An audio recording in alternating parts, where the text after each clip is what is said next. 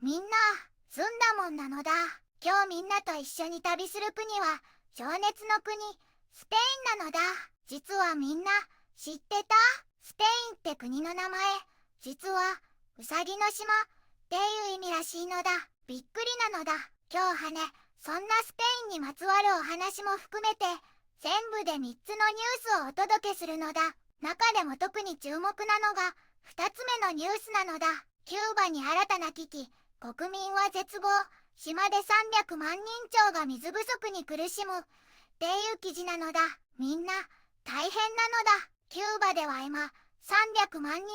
上もの人々が深刻な水不足で苦しんでいるのだ。首都ハバナでは40日以上も水がない地域があったり、東部ではなんと5ヶ月間も水道が止まっている場所があるらしいのだ。水に囲まれた国なのにこんなに困っているなんて悲しいのだ。この問題はすぐに解決できるような状況じゃないみたいで、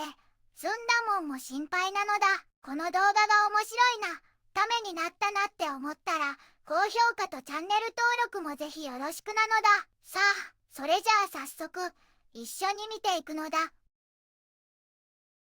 皆さん、こんにちは。今日は情熱の国、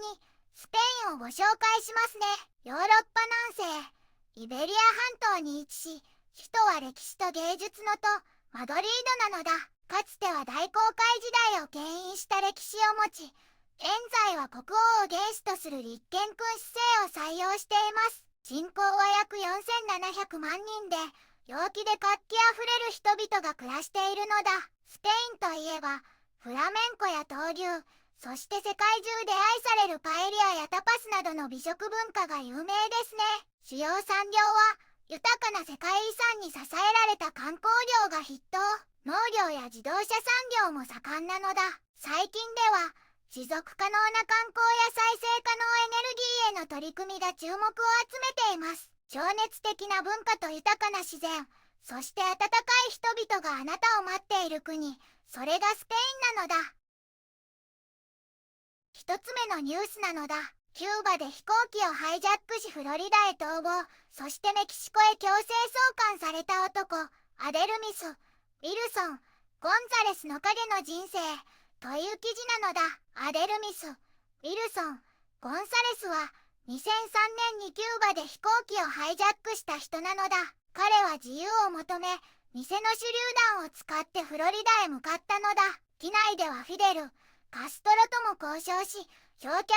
全も確保しながらアメリカに到着したのだ。しかし、政治亡命は認められず、航空機海賊行為で20年の刑に服したのだ。刑務所では英語や工学を学び、たくましく生きたのだ。2021年に釈放され、束の間の自由を味わった彼だが、2025年、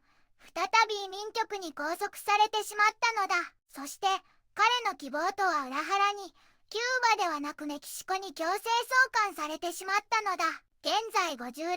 の彼は、メキシコの隠れ家で暮らしているのだ。いつキューバ政府に引き渡されるかという恐ろしい恐怖を常に感じているのだ。彼の認知症のお母さんは、彼がハイジャック犯だったことを知らず、カリフォルニアで仕事をしていると信じているのだ。彼は少しの自由を手に入れたけれど、故郷の空気を吸うことすら叶わない影のような人生を送っているのだ。本当に切ない物語な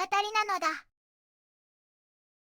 二つ目のニュースなのだ。キューバに新たな危機、国民は絶望、島で300万人超が水不足に苦しむという記事なのだ。みんな大変なのだ。キューバでは今300万人以上もの人々が深刻な水不足で苦しんでいるのだ。首都ハバナでは40日以上水がない地域もあって、東部ではなんと5ヶ月間も水道が止まっている場所があるのだ。住民たちは給水車を必死に待ったり、闇市場で高額な水を買うしかなかったりして、日々の生活がもうめちゃくちゃなのだ。電力不足に加えて、この水不足は人々の暮らしを崩壊寸前に追い込んでいるのだ。政府も状況を非常に複雑と認めているのだけど、専門家たちは40年近くにわたる水インフラの維持管理不足や投資不足が主な原因だと指摘しているのだ。特にハバナではポンプで送られた水の 40% から最大 70% が古くなった配管からの漏水で無駄になっているのだ。このせいでポンプは常にフル稼働して圧力を維持しようとしているらしいのだ。それに加えてひどい干ばつとダムの貯水不足も重なって事態はますます悪化しているのだ。せっかく水に囲まれた国なのにこんなに水がなくて困っているなんてなんだか悲しいのだ。この大規模な危機はすぐに解決できるような状況ではなくて、これからもずっと人々の生活に重くのしかかるのだ。3つ目のニュースなのだ。メキシコにおける天然ガス再生可能エネルギー移行の架け橋としての可能性という記事なのだ。メキシコでは再生可能エネルギーへの移行期間において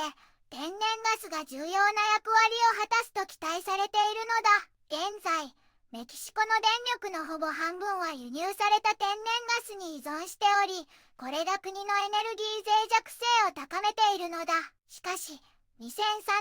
までに電力の 45% を再生可能エ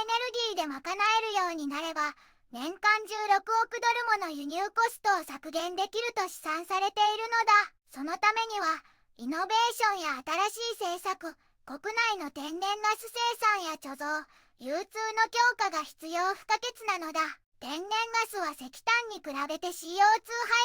出量が約半分で、車の燃料としてもガソリンやディーゼルより最大 35% も排出を削減できるのだ。また、有機物から作られるバイオガスも注目されていて、これは天然ガスと同じように使えて、環境負荷をさらに減らせるのだ。メキシコは再生可能エネルギーの割合が世界平均を下回っているけど、新しい大統領は発電量の倍増を目指しているのだ。経済発展と環境保護のバランスを取りながら、天然ガスを上手に利用し、再生可能エネルギーへのスムーズな移行を実現していくのが目標なのだ。メタン排出の問題も農業や廃棄物からの排出の方が大きく、バイオガスが解決策になる可能性を秘めているのだ。今日は情熱の国スペインからキューバの厳しい現実、そしてメキシコのエネルギー変革まで様々な顔を持つ世界の姿をお届けしたのだ。自由を求める人々の影の人生や水不足の苦しみ、そして未来へ向けた挑戦。世界の課題は複雑だけど、私たちも知ることで何かを考え始めるきっかけになるのだ。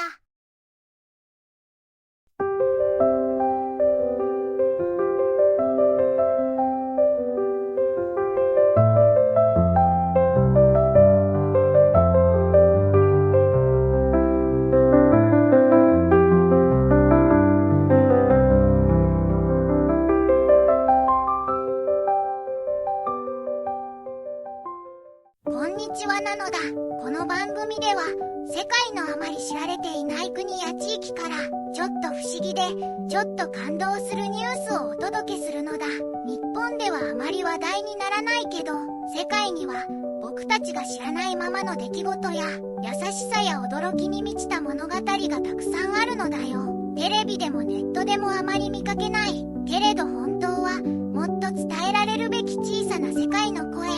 そんな声を僕と一緒に見つけに行くのだ。さあ、一緒に知られざる世界の旅を始めるのだ。